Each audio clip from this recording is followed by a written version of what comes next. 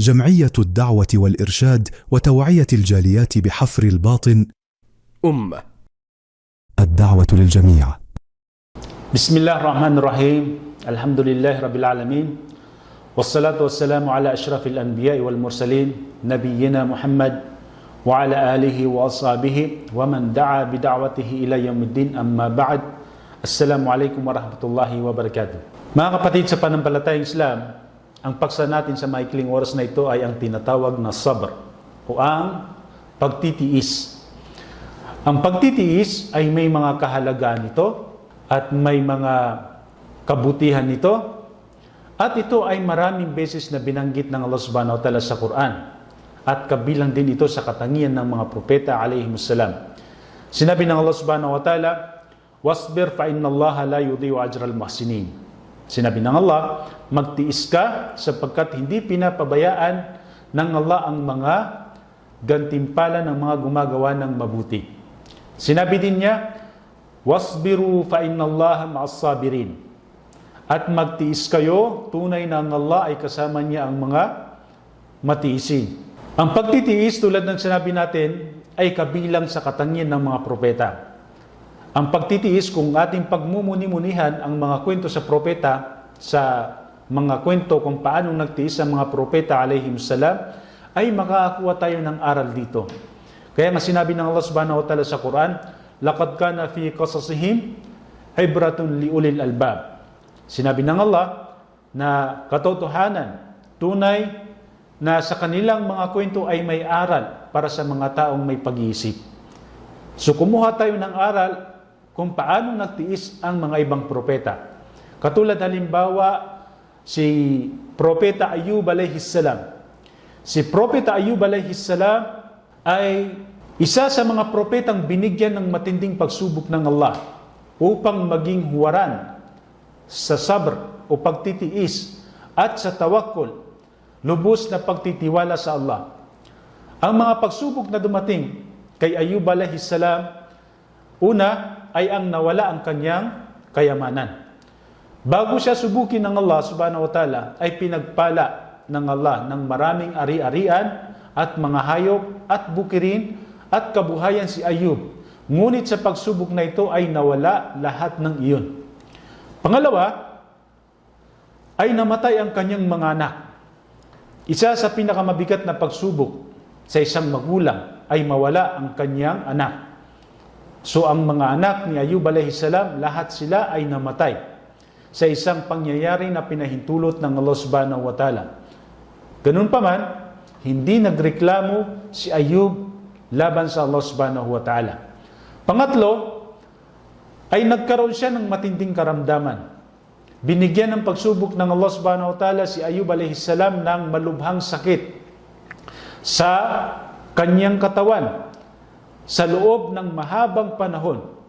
At ayon sa mga scholar, ang sakit na yun ay tumagal ng mahabang panahon, ngunit nananatiling ligtas ang kanyang puso at ang kanyang isipan at ang kanyang dila sa pag-aalala sa Allah subhanahu wa ta'ala.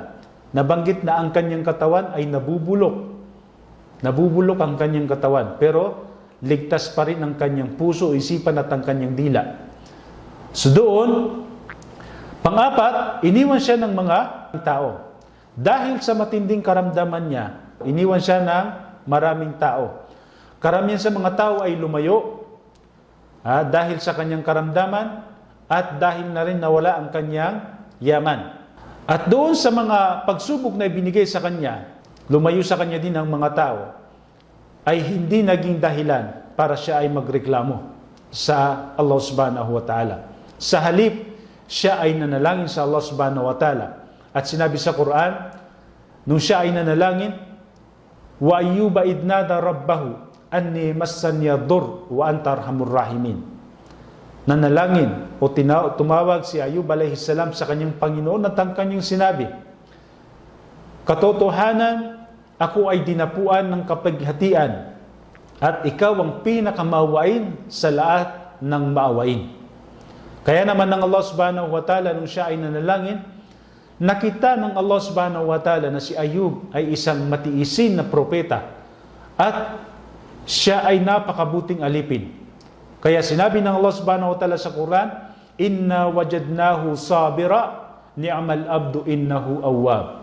Sinabi ng Allah, tunay ng tagpuan namin siyang matiisin. Napakabuting alipin. Tunay na siya ay laging nagbabalik loob sa Allah. Sa aya na ito ay pinuri ng Allah subhanahu wa ta'ala si Ayub alayhi salam dahil sa pagiging matiisin niya at napakabuting alipin. At siya din ay laging nagbabalik loob sa Allah subhanahu wa ta'ala. Kaya tumugon ang Allah subhanahu wa ta'ala sa panalangin ni Ayub alayhi salam at pinagaling niya si Ayub alayhi salam. So paano pinagaling ng Allah subhanahu wa ta'ala si Ayub sa kanyang karamdaman? Sinabi ng Allah subhanahu wa ta'ala sa Quran, "Urkud birijlik, hada mugtasalun baridun wa syarab." Sinabi ng Allah subhanahu wa ta'ala, ipadyak mo ang iyong paa sa lupa, narito ang malamig na tubig, pampaligo at may inom. Sinabi ng mga ulama, urkud birijlik, inutusan ng Allah subhanahu wa ta'ala na ipadyak o ihampas sa lupa ang paa ni Ayub alayhi salam. At sa lupa na yon ay may isang bukal na natanging tubig biglang umagos mula sa bahaging lupa na yon. Kaya inutusan ng Allah na ipadyak niya ang kanyang paa doon sa lupa na yun na may tubig. At naging dahilan para gumaling ang kanyang mga sakit. At sinabi din ng Allah subhanahu wa ta'ala doon, "Hada mugtasalun baridun." At inutusan niya si Ayub alayhi salam na maligo gamit ang tubig na yun, malamig na tubig.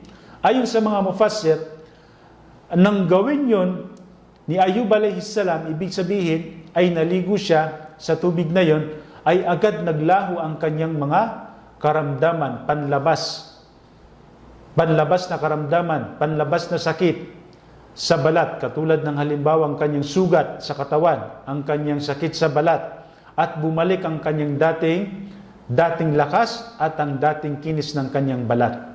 At sa aya din yon ay sinabi doon na wasyarab. At sinabi ng Allah subhanahu wa ta'ala na maiinom. Kaya inutusan ng Allah subhanahu wa ta'ala si Ayub na uminom sa tubig na yon.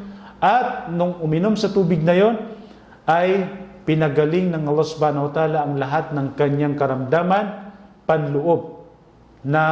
sa kanyang panloob na katawan. Ang lahat ng kanyang sakit sa loob ng kanyang katawan.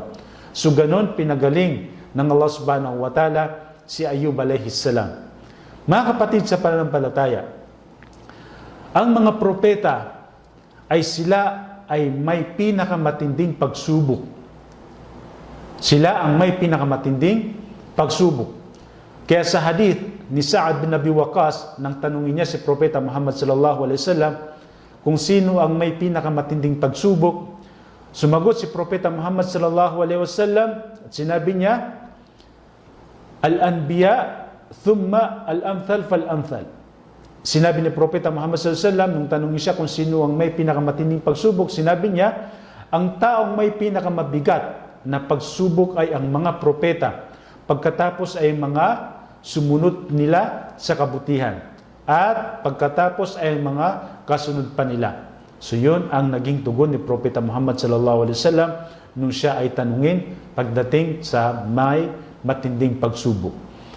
Ganun din ang kwento sa mga ibang propeta, katulad ni Propeta Yusuf alayhi salam. Si Yusuf alayhi salam, alam naman natin na siya ay inilayo din sa kanyang anak, sa kanyang ama, na si Yaqub alayhi salam. Sa pamamagitan ng kanyang mga kapatid ay inilayo nila si Yusuf alayhi salam.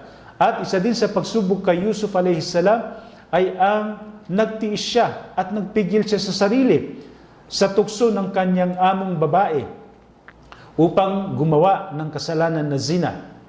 At si Yusuf alayhi salam ay ninais niyang makulong kaysa makagawa ng kasalanan na zina. So yun ang naging resulta sa pagtitiis ni Yusuf alayhi salam. Tiniis niya ang mga pagsubok na yon. At ganoon din si Propeta Muhammad sallallahu alaihi wasallam. Alam natin ang matinding pagdurusa ang tiniis ni Propeta Muhammad sallallahu alaihi wasallam sa kanyang pagdadawa sa kanyang pagpapalaganap ng mensahe ng Allah subhanahu wa ta'ala. Nakaranas siya ng matinding parusa sa mga tao. Masakit na pananalita, maging sa pisikal. Sinaktan nila si Propeta Muhammad sallallahu alaihi wasallam. Subalit lahat ng yun ay tiniis niya. Kaya tama si Propeta Muhammad sallallahu alaihi wasallam na sinabi niya, ang may pinakamatinding pagsubok ay ang mga propeta alaihimussalam. Ang pagsubok, mga kapatid, ay may kahalagahan ito. Ito ay binanggit ni Propeta Muhammad sallallahu alaihi wasallam. Kanyang sinabi na afdalul iman as-sabr was-samaha. Ang pinakamainam na pananampalataya ay ang pagtitiis at ang pagiging mapagbigay. At nabagintis sa hadith ni Propeta Muhammad sallallahu alaihi wasallam na sinabi niya, ajaban li amril mu'min, inna amrahu kulluhu khair, wa laysa dhaka li ahadin illa lil mu'min. In asabahu as-sarra syakar fakana khairan lahu, wa in asabathu ad-dharra sabar fakana khairan lahu. Sinabi ni Propeta Muhammad sallallahu alaihi wasallam na kamangha-mangha ang kalagayan ng isang mu'min, ang isang mananampalataya. Tunay na ang lahat ng kanyang kalagayan ay mabuti para sa kanya. Ito ay hindi para sa sinuman maliban sa mga mu'min, maliban sa mga mananampalataya. Kapag sila ay pinagkalooban ng kasaganaan, sila ay nagpapasalamat at ito ay mabuti para sa kanila. At kapag siya naman ay tinamaan ng pagsubok o kahirapan, siya ay nagtitiis at ito rin ay mabuti para sa kanila. So yan ang kalagayan ng isang mananampalataya, kalagayan ng isang mu'min, na lahat ng tumama sa kanya ay tinitiis niya. Kung siya ay tamaan ng mabuti, ay nagpapasalamat siya. Kung siya ay tamaan ng pagsubok, ay tinitiis niya. At ang pagtitiis, mga kapatid, ay may mga kabutihan nito. Banggitin natin ang mga kabutihan ng pagtitiis. Una dito, ang pagtitiis ay may dakilang gantimpala sa kabilang buhay. Sinabi ng Allah subhanahu wa ta'ala sa Quran, innama yuwaffas sabiruna ajruhum bighairi hisab. Sinabi ng Allah, katotohanan, ang mga matiisin ay tatanggap ng kanilang gantimpala ng walang sukat, walang bilang. So yan ang gantimpala na ibibigay ng Allah subhanahu wa ta'ala sa mga matiisin. Sinabi din ng Allah subhanahu wa ta'ala, wala najziyanna alladhina sabaru ajrahum biahsani ma kanu ya'malun. At tiyak, nagagatimpalaan namin ang mga nagtiis ayon sa pinakamainam sa kanilang mga ginawa. So kabilang yan sa gantimpala na ibibigay ng Allah sa mga nagtitiis, pero ayon sa kanyang ginawa. At sinabi ni Sufyan al-Thawri, isa sa mga tabi'in, na kanyang sinabi, innamal ajru ala qadri as-sabr. Sinabi ni al-Thawri, ang gantimpala ay naayon sa antas ng kanyang pagtitiis. Ang gantimpala ay naayon sa antas ng kanyang pagtitiis. Kung gaano siya nagtiis, ganun din kalaki ang kanyang gantimpala na ipagkakaloob sa kanya. Pangalawa, sa kabutihan ng pagtitiis ay kapatawaran sa mga kasalanan. Sinabi ng Allah subhanahu wa ta'ala, illal ladina sabaru wa amilus salihat, ulaika lahum magfiratun wa ajrun kabir. Sinabi ng Allah, maliban sa mga nagtiis at gumawa ng mabuting gawa, sila ay magkakaroon ng kapatawaran at dakilang gantimpala. So kapatawaran para sa mga taong matiisin. At pangatlo, sa kabutihan ng pagtitiis ay ang pagmamahal ng Allah subhanahu wa ta'ala. Sinabi ng Allah, wallahu yuhibbus sabirin. At ang Allah, minamahal niya ang mga matiisin. So minamahal ng Allah subhanahu wa ta'ala ang mga taong matiisin.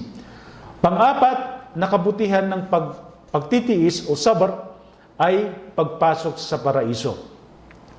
Ayon sa hadith ni Abu Umama radhiyallahu anhu, sinabi ni Propeta Muhammad sallallahu alaihi wasallam sa hadithul Qudsi, Ibn Adam, in sabarta wa ihtasabta inda sidmatil ula, lam arda laka thawaban dunal jannah. Sinabi ni Propeta Muhammad sallallahu alaihi wasallam, o anak ni Adan, kung ikaw ay magtitiis at umasa ng gantimpala mula sa akin sa unang pagdating ng pagsubok, hindi ako malulugod na bigyan ka ng anumang gantimpala maliban sa paraiso. Maliban sa paraiso. So yan ang gantimpala ng isang taong nagtitiis. Pagkakaloob sa kanya ng Allah subhanahu wa ta'ala ang paraiso. Panglima ng kabutihan ng pagtitiis ay may tatlo silang magandang balita, mabubuting balita na ipagkakalob sa kanila ng Allah. Anong mga balita na ito? Sinabi ng Allah subhanahu wa ta'ala sa Quran, وَبَشِّرَ الصَّابِرِينَ أُولَٰئِكَ عَلَيْهِمْ صَلَوَاتٌ مِّن رَّبِّهِمْ وَرَحْمَةٌ وَأُولَٰئِكَ هُمُ الْمُهْتَدُونَ. So, may tatlong balita na napapaloob sa aya na ito na ipinapabalita ng Allah subhanahu wa ta'ala sa mga taong sabirin, sa mga taong nagtitiis. Sinabi ng Allah, at magbigay ka ng magandang balita sa mga matiisin. Ano ang mga balita nito? Sila ang tatanggap ng pagpapala mula sa kanilang Panginoon at kanyang awa, at sila ang tunay na napatnubayan. So, ang tatlong nabanggit dito sa aya na ito, una ay pinagpala. Sinabi ng Allah, sila ang tatanggap ng mga pagpapala mula sa kanilang Panginoon. Pagpapala. Pangalawa, sila din ay tatanggap ng awa, rahmah. At pangatlong nabanggit sa aya na ito, sila ay tatanggap ng patnubay. So ito ang nabanggit na aya na ito na ipinapabatid ng Allah subhanahu wa ta'ala sa mga taong matiisin. Mga kapatid sa panampalataya, ang pagtitiis ay maraming bagay na kailangan nating tiisin. Kabilang dito ang pagtitiis sa mga sakuna. Sa mga sakuna na dumarating sa atin. Ito ay binanggit ng Allah subhanahu wa ta'ala sa Quran na sinabi ng Allah, وَلَنَبْلُوَنَّكُمْ بِشَيْءٍ مِّنَ الْخَوْفِ وَالْجُوعِ وَنَقْصٍ مِّنَ الْأَمْوَالِ وَالْأَنفُسِ وَالثَّمَرَاتِ وَبَشِّرِ الصَّابِرِينَ الَّذِينَ إِذَا أَصَابَتْهُمْ مُصِيبَةٌ قَالُوا إِنَّا لِلَّهِ وَإِنَّا إِلَيْهِ راجعون أُولَٰئِكَ عَلَيْهِمْ صَلَوَاتٌ مِّن رَّبِّهِمْ وَرَحْمَةٌ وَأُولَٰئِكَ هُمُ الْمُهْتَدُونَ. Sinabi ng Allah subhanahu wa ta'ala, at katiyakan susubukin namin kayo ng kaunting takot, gutom, pagkawala ng mga kayamanan at mga buhay at mga bunga ng inyong mga kabuhayan. Kaya ipagbigay alam mo ang magandang balita sa mga matiisin. Yaong kapag sila ay dinapuan ng isang kapahamakan, ay nagsasabi sila ng inna lillahi wa inna ilayhi raji'un. Katotohanan, kami ay pag-aari ng Allah at sa Kanya rin kami magbabalik. Sila ang tatanggap ng pagpapala at awa mula sa kanilang Panginoon. Sila ang tunay na napatnubayan. So yan ang binanggit ng Allah subhanahu wa ta'ala para sa pagtitiis sa mga pagsubok at sakuna. Bibigyan ng Allah subhanahu wa ta'ala ng pagsubok at sakuna ang isang mananampalataya at magtitiis siya, at kapag natiis niya ito, ay bibigyan siya ng magandang balita ng Allah subhanahu wa ta'ala. At kabilang sa hadith naman na nabanggit ni Propeta Muhammad sallallahu alaihi wasallam, ay nabanggit sa hadith na si Propeta Muhammad sallallahu alaihi wasallam ay dumaan sa isang babaeng umiiyak sa tabi ng isang libingan, at sinabi niya sa babae, matakot ka sa Allah at magtiis ka. Ngunit sumagot ang babae, lumayo ka sa akin sapagkat hindi mo naranasan ang sinapit kong kapahamakan o pagsubok at hindi mo ito kilala, sabi ng babae. Ang babae ay hindi niya kilala ang kausap niya, na ang kausap niya pala ay si Propeta Muhammad sallallahu alaihi wasallam. Kaya sinabi sa kanya ng mga tao sa babaeng yon na ang kausap mo ay ang Propeta sallallahu alaihi wasallam. Pagkatapos ay pumunta ang babae sa bahay ni Propeta Muhammad sallallahu alaihi wasallam at sinabi niya, Ya Rasulullah, hindi kita nakilala. At sinabi ni Propeta Muhammad sallallahu alaihi wasallam, ang tunay na pagtitiis ay sa unang sandali ng pagdating ng sakuna o matinding pagsubok.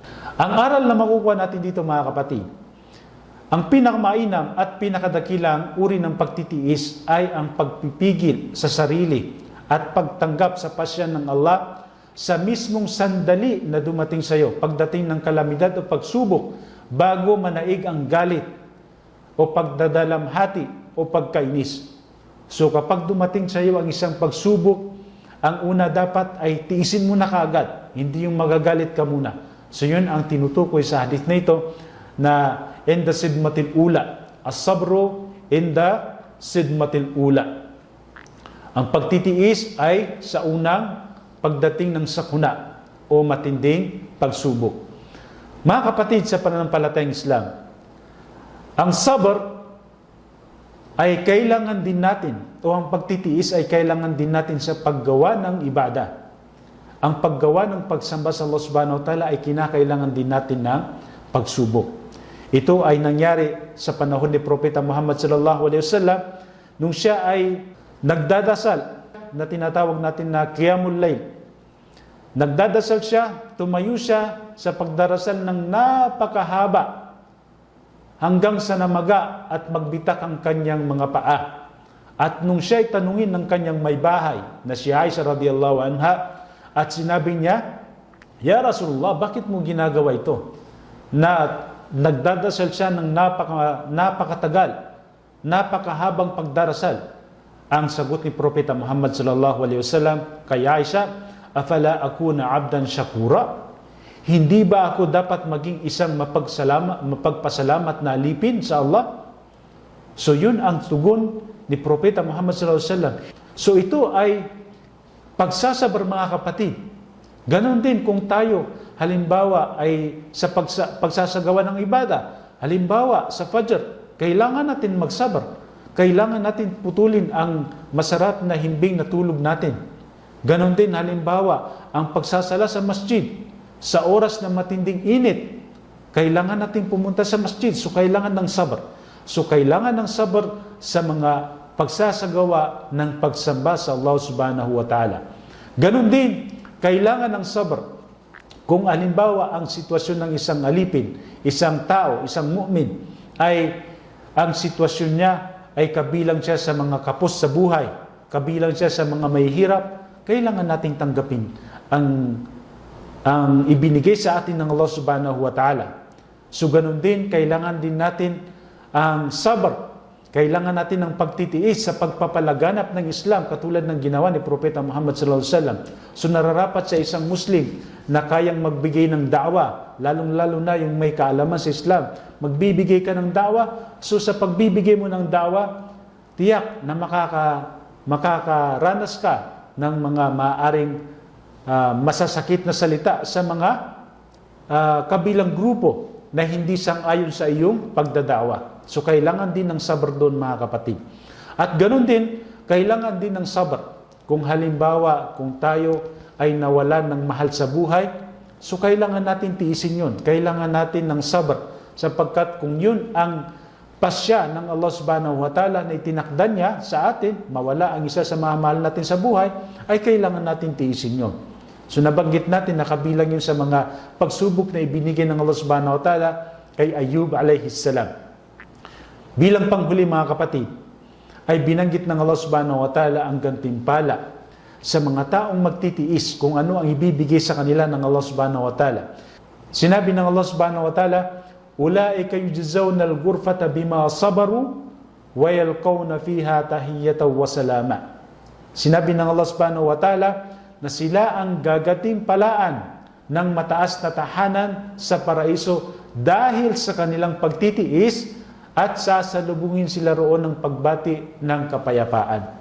So yan ang gantimpala ni pagkakaloob ng Allah subhanahu wa ta'ala sa mga taong nagsasabar.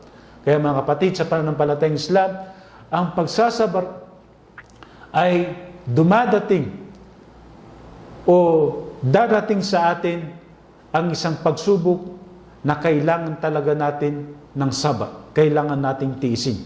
Subalit tandaan natin, ang kaginhawaan ay dumarating pagkatapos ng pagtitiis sa oras na itinakda ng Allah subhanahu wa ta'ala. At tandaan din natin, ang mga nabanggit natin na pagtitiis ay isang paalala na ang tunay na tagumpay ay hindi ang pag-iwas sa pagsubok, kundi ang pananatiling matatag sa pananampalataya at pagtitiwala sa Allah sa gitna ng mga ito. Hanggang dito na lamang. Wassallallahu ala nabiyyina wa ala alihi wa ashabihi ajma'in. Assalamu alaikum warahmatullahi wabarakatuh.